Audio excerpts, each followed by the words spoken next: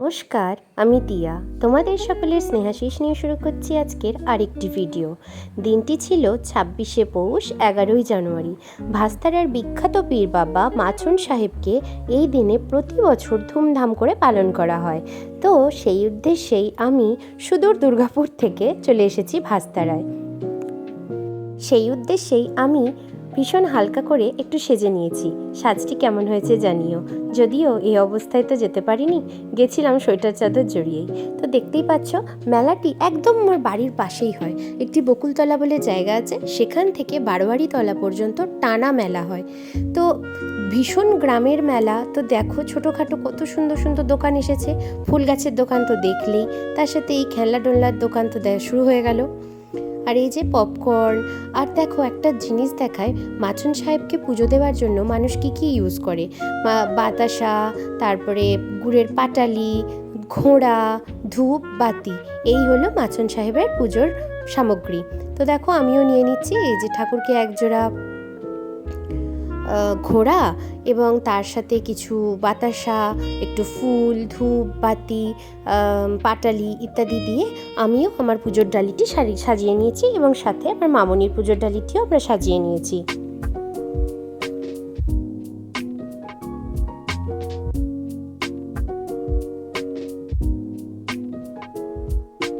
এবার মেলাটি একটু ঘুরে দেখি। দেখো প্রথমেই বেলুনের দোকান বসেছে। তারপরে এই বাচ্চাদের জন্য ছোট ছোট রাইডস এসছে, ওই স্লিপ, ঘোড়ার গাড়ি, তারপরে ওই লাফানো, ওই সমস্ত। আর দেখো মেলায় এসেই কার সাথে দেখা, এই যে আমাদের বৌদিরানী আর কুহুরানী। বৌদিরানী গল্পে এত মশগুল যে সে আমাকে লক্ষ্যই করেনি। এই দেখো লক্ষ্য করেছে। এবার দেখো হাসির বন্যা। আর সাথে সাথেই দেখা আমার ছোটোবেলার বন্ধু দীপালির সাথে। সে এখন বিয়ে হয়ে সে এখন আমেদাবাদে থাকে। আর এই যে কাকিমা, দীপালির মা। অনেক দিন পর দীপালির সাথে দেখা হলো। ওর সাথে দেখা হয়েছিল প্রায় 2-3 বছর আগে, অর্থাৎ বিয়ের আগে। তো দেখো বিভিন্ন রকমের এই যে ঠাকুরকে পুজো দেওয়ার কত যে দোকান বসেছে তার কোনো ঠিক ঠিকানা নেই। আর এই যে পানের দোকান, এছাড়াও ওই তো তোমরা দেখতেই পারছো বাদাম, তারপরে জিলিপি, গজা ইত্যাদি তো রয়েইছে। আর প্রচুর ভিড় হয়। আর এই মেলাটার একটা বিশেষটি হলো যে সর্বধর্ম সমন্বয়ে এই মেলাটি প্রতি বছর পালন হয়। এই মেলাটিতে যেমন মুসলমানরা দিন রোজা রাখে এবং ওই 4টে-5টা নাগাদ আজান হবার পরে তারা মাখম সাহেবের কাছে এসে রোজা ভঙ্গ করে, ঠিক তেমনই কিন্তু একই পদ্ধতিতে হিন্দুরাও সেই রকমভাবেই রোজা রাখে এবং বাবা মাখন সাহেবের প্রসাদ খাওয়ার পর রোজা ভঙ্গ করে। তো এই জায়গাটিতে খাবার ব্যবস্থা করা হয়েছে। আর দেখো মাখম সাহেবের এই মণ্ডপটি কিন্তু খুব সুন্দরভাবে রিনোভেট করানো হয়েছে। আগে কিন্তু শুধুমাত্র এইটুকুনি, এই যেখানে বাবা মাখম সাহেব থাকেন ওই ঘরটাই সুন্দর করে করা ছিল। এখন এই টোটাল চাতালটা করা হয়েছে নতুন করে। আর দেখো এখানে পীর বাবাকে পুজো দেবার জন্য ওনাদের বিভিন্ন মৌলবীরা এসেছে এবং ওনারাই আর কি পুজোটা গ্রহণ করেন ঠাকুরের উদ্দেশ্যে। এবং তারপরে ধূপবাতিগুলো ওনারা বলেন যে এরকম একটা জায়গা করা আছে, এই জায়গায় জ্বালিয়ে দিতে হবে। তো আমিও ঠাকুরকে একবার ধূপ দেখিয়ে নিচ্ছি, ঠাকুরকে বাতিও দিয়ে দিয়েছি। আর দেখো ঠাকুরকে ঘোড়া দিয়ে অনেক মানুষ পুজো দেন। যাদের মনস্কামনা পূর্ণ হয় তারা বাবাকে কিন্তু বড় বড় ঘোড়া দিয়ে পুজো দেন।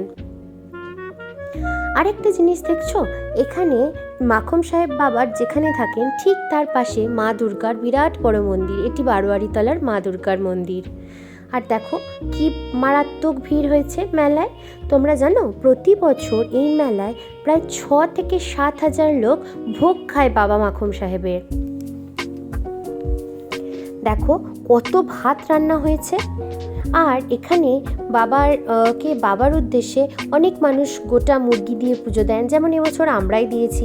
কিছু মানুষের মনস্কামনা পূর্ণ হলে মানুষ বাবাকে ঘোড়া, তারপরে মানে মাটির বড় ঘোড়া এবং মুরগি ইত্যাদি দিয়ে পুজো দেয়। এবং প্রতি বছর এখানে প্রায় 6 থেকে 7 হাজার লোকের খাওয়া দাওয়ার ব্যবস্থা করা হয়। এবং এই বাবা মাছন সাহেব ভীষণ জাগ্রত, মানে ওনার কাছে এসে কেউ ফিরে গেছেন এহেন কথা যেন শোনাই যায় না। এখানে এগরোল, চাউমিনের দোকান বসেছে।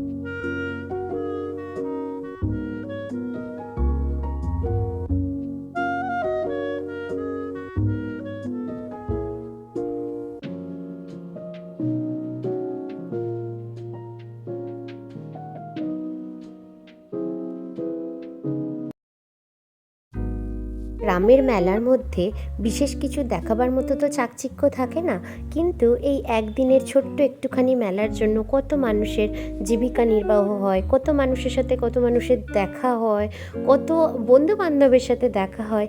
এই জন্যই তো গ্রামের মেলাগুলো এত স্পেশাল লাগে আমার কাছে। আর দেখো এই যে একটা আলো জ্বালা মুখোশও বিক্রি হচ্ছে। তো যাই হোক, মেলা দেখা আমি এইভাবেই শেষ করলাম। আমি মেলায় বিশেষ কিছু কিনিনি, কারণ আমার এখানে বিশেষ কিছু জিনিস পছন্দ হয়নি। তো যাই হোক, মেলা দেখা আমার মোটামুটি শেষ হয়ে গেছে। এবার আমি বাড়ি যাব, বাড়ি গিয়ে আমিও আমার উপোসটা ভাঙবো, বাবার প্রসাদ খেয়ে জল খেয়ে আমিও আমার উপোস ভঙ্গ করব, দিয়ে তারপরে আমি রাত্রিরের খাবার খাবো।